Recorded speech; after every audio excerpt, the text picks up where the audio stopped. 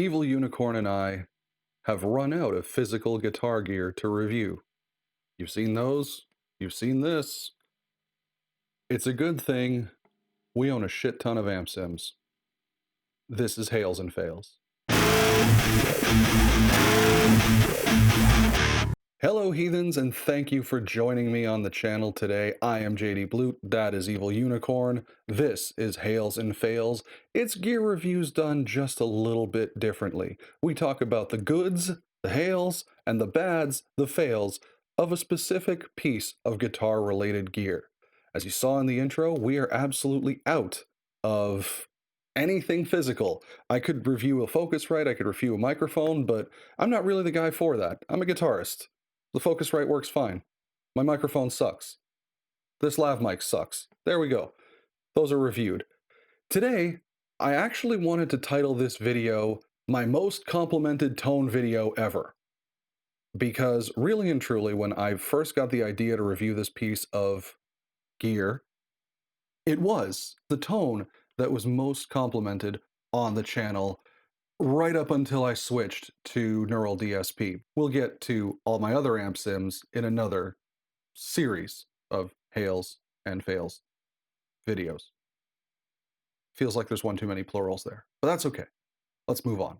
The first tone I ever got a compliment on, believe it or not, had nothing to do with STL tones or with Neural DSP, which are my two favorite plugin providers. It didn't have anything to do with Audio Assault, which would be I'm guessing my number 3, because I have given them a lot of monies. So they are by number 3 by my wallet. No, today for Hails and Fails, we are going to build a tone from scratch, and we are going to check out the ToneLib GFX amp sim?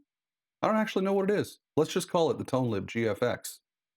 We are going to switch from this obviously clearly staged production environment and head into picture-in-picture so you can see exactly what I'm seeing. We'll have to throw Evil Unicorn away, but I think you'll enjoy what we come up with. What you're looking at on screen is my Reaper setup. This is my effects window. If I move it out of the way, you can see this is what we are recording right now. And this right here is ToneLib GFX. It actually you start off up here. It's a very simple interface. We'll go through the settings just a little bit. You can, of course, pick your language, your preset numbering format, which I don't know, I've never seen changed. Autosave changes. You know what? Let's click that on. And then, of course, you can back them up. Do you see where I'm going here? MIDI. I don't have a MIDI controller just yet, so that doesn't apply to me. Shortcut keys, I have literally never looked at this page, but apparently if you're better at computer than I am, and you're not working within your DAW environment, because this does come with a standalone plugin, you can set keyboard shortcuts. Backup, restore, perfect. You see that I totally take care of all my presets, 100%. In the standalone, there's an audio section, and that's actually really cool. You can set obviously your recording device, and what you can do on anyone is set your input channel route. In my DAW, it's the left, mono input, not sure why, but normally in my standalone, it's right to left, right. So mono input to a stereo output, that's what we're looking for. I'm almost tempted to give it a fail because there are no instructions, and I had no idea what the hell this thing was. But I'll give it a pass for now because it sort of falls into a general fail situation for me later on in life. I almost wish I had not used my DAW version because the standalone version has a few things that I want to talk about, and I actually want to hail them.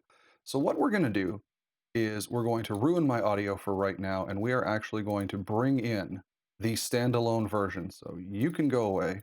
You won't hear anything because if I do this, it will absolutely suck. But here is the standalone version. The plugin comes with 44 presets, if I'm not mistaken. Nope, it comes with 40 presets. So here at 10D, these all the way up are standard presets. They range from anything to hard rock, classic rock, Uh, Smoke on the H2O for you 035 people. The metal rhythm, metal lead are actually not too bad. So coming right out, right, this is not going to work. Metal rhythm, metal lead are really good coming right out, but you know what? We'll get to the tone test in just a little bit, actually. That would make a hell of a lot more sense. So with the standalone, you do get a couple of things that if you're looking for a practice amp, I have to hail this for 3 features. So we're going to give 3 hails right in a row. This has a recorder. You can record a wave of whatever it is you're playing. You can set what rhythm plays and the backing track. Those are spoilers. I should have gone from left to right. And then on finish recording, stop any playback. Huge hail to just get your ideas out there. I know a lot of people say you should video yourself. Some people are uncomfortable with that. Clearly, I'm terrible at making videos of myself with anything to do with guitar. But this is a great offset for that. You can record anything. Now, what do I mean backing track? If you have an MP3 wave, 3GP, whatever file that you would like to learn and you don't happen to have it on YouTube for whatever reason, either way, if you have something in a digital audio format, you very simply throw it in here. You can hit open, you can drag and drop, and it will play that, and you can loop it. Again, I can't really show you, but this is yet another huge hail because of the availability of putting a backing track in here. Any song that you happen to own or any piece of music, any audio file, you can even put a speaking track in here. I don't know why you would want to, but you can. And moving over here, the rhythm. I'm going to attempt to hit play and hope that it doesn't blow up my audio.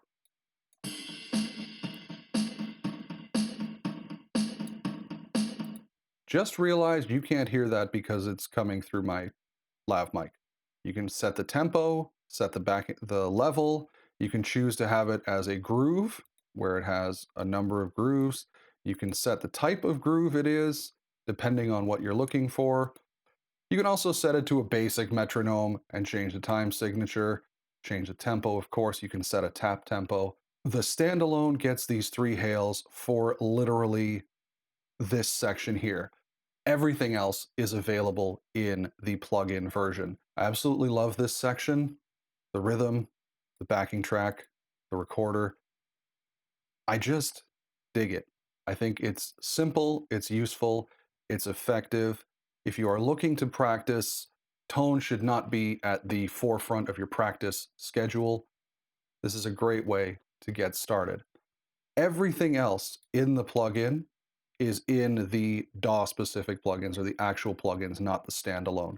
So we don't have to worry too much about anything else, but the 3 hails come to rhythm, backing track, and recorder for the standalone. And you get the standalone and the DAW plugins, obviously, when you buy the whole unit. So we're going to back out of there, and we're going to get back into my guitar effects. I have it set up so Reaper annoys the hell out of me with this. There we go. So now we can actually do some of the tone tests that I was talking about earlier. So you can see I'm not gonna worry. And basically what you have, you can see on my effects channel, it's literally just the ToneLib GFX. There is nothing else at all, no processing. I am playing strictly through the PRS that you've all seen, through the Focusrite, into Reaper, obviously, into ToneLib.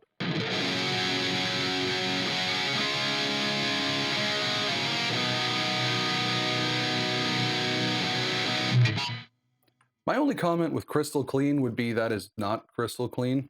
I maybe would have called it something else, but I'm not really here to name names. Of course, you can go superb lead. I can't remember if this is the one I like. Excuse the pentatonic run.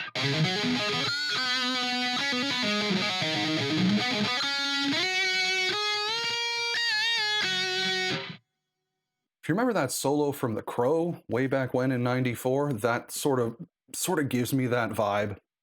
Metal rhythm, I really dig. Of the standard presets, the metal rhythm is not bad.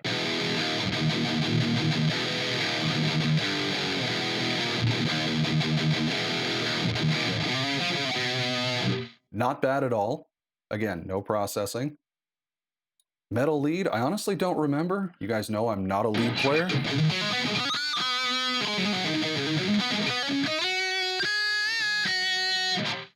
Not too bad. And they're all named after songs or just parodies of basically famous songs. And of course, you have Walk This Way. I can't play that song, so we're not going to go in there, but the tone actually does sound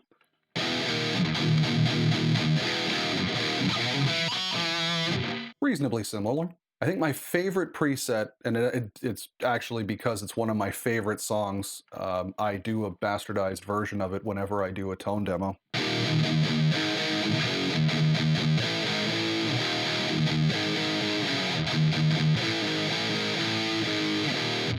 Love that. So then from here on in, you have an availability of presets. Like I said, you get your 40 up to here. You have your availability of presets, which is a huge hail. Like you can store, I don't know the math there, but you can store a lot. You see, I've already grabbed a few. That's a spoiler for a little bit later.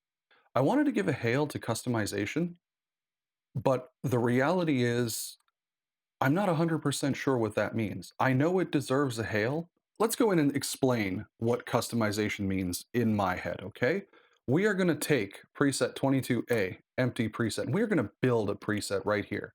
It's a little outside the box for hails and fails, but this is the first amp sim we've done, so there are going to be weird things happening. Very simple. Hit the plus sign, and you have select categories. Recently used. Splitter comes into play a little bit later on. If you want, you can actually make within one preset, you can split it, as in having a dual amp setup within one preset. I have one ridiculous preset that has like it's split 4 times, so there are 4 different amp signals. I can't tell the difference at that point, but that comes in later on. So you have your dynamics, not too bad a selection. Your overdrives, amp sims. I am not the greatest with amp sims because I was one of those guys who thought that combo amps were going to win over tube amps. I was not very smart. Not much has changed. But I can see a few of them that might actually be considered useful. Cabinets, you have your modulation. You have a lot of delay and a lot of reverb. And then impulses, this is sort of a custom setting, which is really, really cool. You can actually load, you don't need a separate software. It doesn't really matter in your DAW, but because you can load software, but you don't need in the standalone, you don't need separate IR processing software. And this IR processor is actually one of the fastest and best ones I've seen. So these are all in presets that I have currently, or just in folders that I've imported.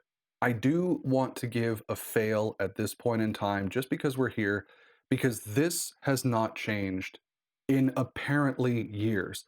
There have been no new additions. I'll get off impulses. There have been no new additions to anything that we've just gone through, except for impulses, in a good while.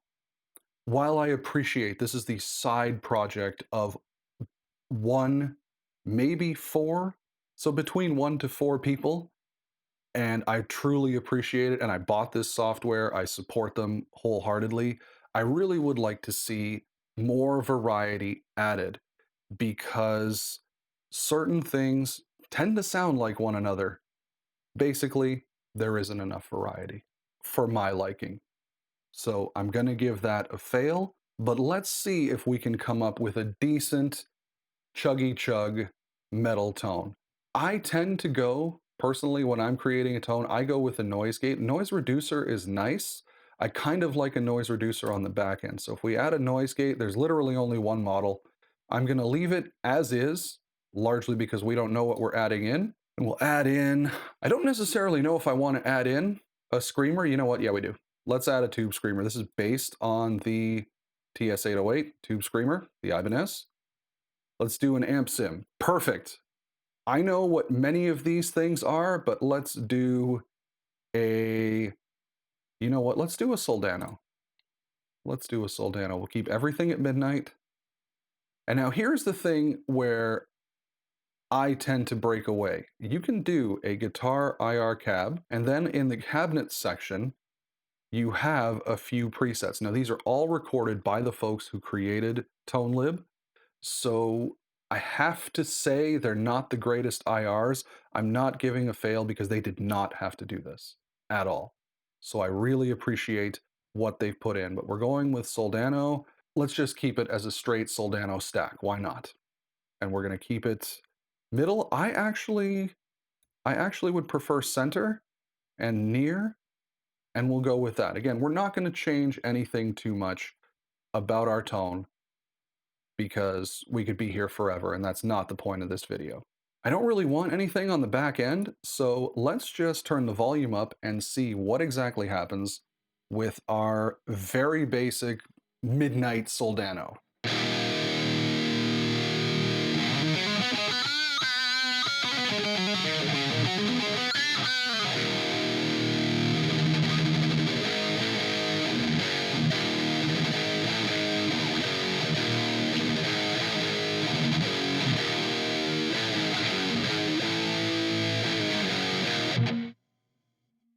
Not bad. I'll be brutally honest. I don't know jack about Soldano, so I wasn't expecting that good. You can do a lot of customization to this tone. You can add whatever it is you want. Again, the real hail here is the simplicity of changing everything. Where I give it a fail is the interface could actually look a little better. I don't know which noise gate this is. Obviously, I do know that's a tomb screener, Soldano 100. I would like to see, since everyone is doing graphic design, amp models and whatnot, I don't want you to be like everybody, but in this case, I want you to be like everybody because this generic stuff, it's fantastic, it's simple, and I get that's what they were going for, but I would like to see a little bit more personality. My opinion probably shouldn't be a fail, but this is my channel, so it's a fail for not graphically designing to my standards, of which I have none in graphic design. But anyway, as you can see, you can get a ton of versatility. I'm not going to save this preset because I'm pretty sure Soldano metal here. Yep, look at that. Covers it. But anyway, the versatility for this thing is just absolutely great. Like you can see if I scroll up, I don't have that much versatility in my playing. There are a ton of dime bag stuff, and I have to tell you, one of my other hails comes from where I got these additional presets. Like I have made, if we scroll up, I have made 1, 2, 3, I think I made that one, 4, 5, heh. My Ola, this sounds nothing like anything Ola's ever played. I have no idea why I called it that.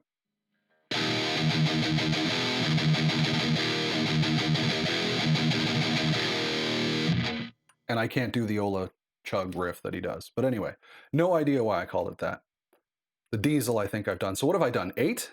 And then everything else I have grabbed, and in all honesty, this comes from one of my absolute biggest hails that I can possibly give this piece of software. When you purchase it, you obviously will give your email address.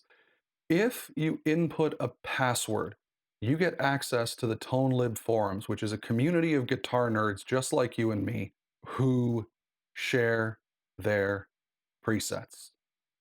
You can use it to back up all of your presets. Like if I cared enough to back up all 8 of mine, I would. I actually have them backed up on file on hard drive. But if you see up here, we can highlight online presets. We're going to bring in, there we go, standalone. Thanks. So we're not going to get any sound out of it, of course, but we go into the online presets. Yes, thank you. You're supposed to automatically log me in. Thankfully, that was on the other screen. And these are listed as forum posts with a space where you would normally add your preset in. However, you can just click on it and it will actually load up. If I wasn't an idiot, we could actually do a tone test of this one. The Mesa Boogie sound, you can see. Okay, I don't know if you heard that, but you can see this goes all the way. They're at 37 pages. They were at 39 before. I don't know when they purged them. But any of these, let's say we wanted to grab the Mesa Boogie sound. I'm 100% not 100% sure how you do this, but you go edit, I would bring it into a blank preset. We can even put it here. So if I edit it, you can click save current effects chain as a preset.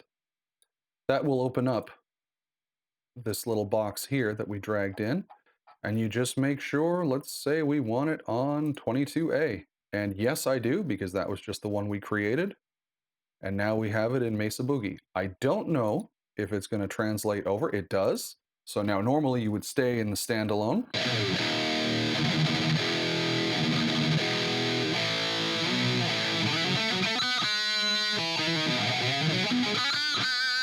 Can I just put a fail on people who put reverb and delay on absolutely everything? Can we do that? Seriously, I was not expecting a Mesa Boogie with a reverb. But anyway, now that we know, it's just that simple to grab it from online and add it to your sounds. That's how I got many of these that we've just scrolled through.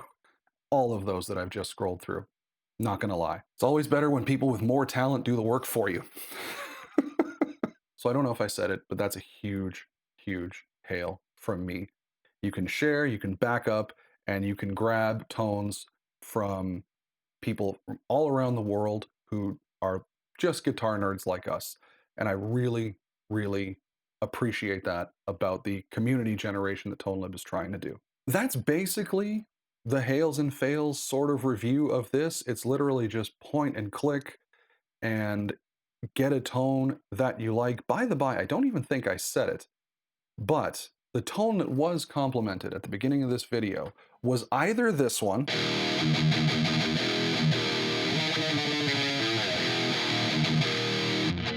or, and I'm pretty sure it was this one because I've leaned into my black metal enjoyment.